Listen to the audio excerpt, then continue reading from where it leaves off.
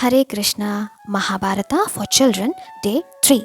Yesterday we saw the rishis of the forest escorting Kunti and her 5 sons to Hastinapur. Today we are going to see Duryodhana's evil plans. Hastinapur mourned the death of brave King Pandu. His funeral rites were performed with due honor by Rishi Vyasa and the elders of the Guru house. Afterwards, Vyasa approached his mother Satyavati. Mother, there are dark days ahead. He said gently, the great throne of the Kurus will be steeped in its own blood. Your great grandsons are doomed to become enemies. Please leave this place before annihilation strikes and save yourself from the sorrows to come. Queen Satyavati was grief stricken. She had dreamt many dreams of glory for Hastinapur, only to learn about his dreadful future. Accompanied by Ambalika and Ambika, she left the city and retired into the forest. The Pandava princess, Pandu's sons, and Kaurava princess, the 100 sons of Dhritarashtra, grew up together in the palace of Hastinapur. The palace resounded with the music of their laughter, but it was already disturbed by notes of discord. Duryodhana and his brothers harbored deep resentment for the Pandava princess. They almost disliked Bhima, the strongest of all, who derived great pleasure from teasing them.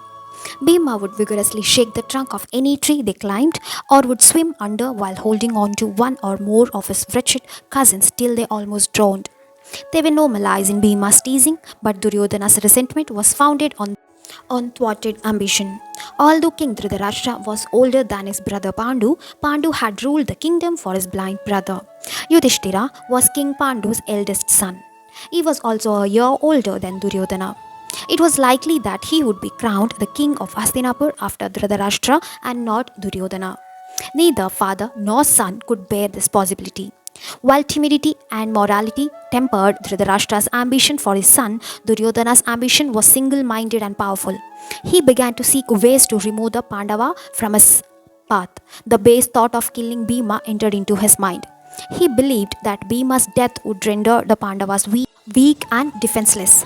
Bhima was well known for his appetite, and Duryodhana decided to take advantage of it. One day, when the Kaurava and Pandava princes had gone swimming in the Ganga, Duryodhana told Bhima that he had prepared a special banquet for him. He held him to an isolated place where the choicest dishes were laid out. Each one had been poisoned. Bhima enjoyed a hearty meal. As the poison began to work, he became very drowsy. He lay down and soon fell into a deep sleep. As Bhima lay asleep, Duryodhana bound him with creepers and threw him into the river. Sharp spikes had been planted at the spot where he was thrown in to make Bhima's death a certainty. Having been informed that Bhima had preceded them to the city, the Pandava and the Kaurava princes returned to Hastinapur. Duryodhana rejoiced inwardly, confident that his most hated enemy was no more. But upon discovering Bhima's absence, the Pandava hurried back to the river to search for him. He was nowhere to be found. Full of misgivings, the Pandavas returned to Hastinapur feeling dejected and lost. Meanwhile, the unconscious Bhima had escaped the sharp spikes but was bitten all over by poisonous snakes. Their poison counteracted the poison he had consumed earlier, and miraculously he revived. After regaining consciousness, he returned home with increased vigor and strength. His mother and brothers embraced him with tears of joy. They suspected that Duryodhana had tried to kill Bhima. However, on Vidura's advice, they remained quiet so as not to fan the flame of hatred in Duryodhana's heart. Your sons have been blessed with long lives. Have no fear on their account, far-sighted Vidura counseled Kunti. Bhima's return baffled Duryodhana, but he hid his true feelings and continued to scheme against his cousins. Acharya Kripa, a sage well versed in the Vedas, had been appointed to educate the Kauravas and the Pandava princes and train them in the arts of combat. As the princes grew older, their grandfather Bhishma sought a guru even more proficient than Acharya Kripa, someone to mold them into the finest Kshatriyas, men of honor and invisible in war. One fine morning, the princes were playing with a ball that suddenly fell into a nearby well. As they stood there, a lean, dark-skinned Brahmin approached them. The Brahmin asked what was wrong and they explained. Surely it should not be hard for skilled archers like you to retrieve your ball, said the Brahmin, and even the string. Taking a ring from his finger, he threw it into the well. The Kauravas and Pandava princes were non. They watched the Brahmin with wonderment as he took a long blade of grass, spoke a mantra over it, and shot it into the well. It passed through the ring and pierced the ball like an arrow. He shot a blade after blade, and all the blades combined to make a chain that pulled the ball and the ring out of the well.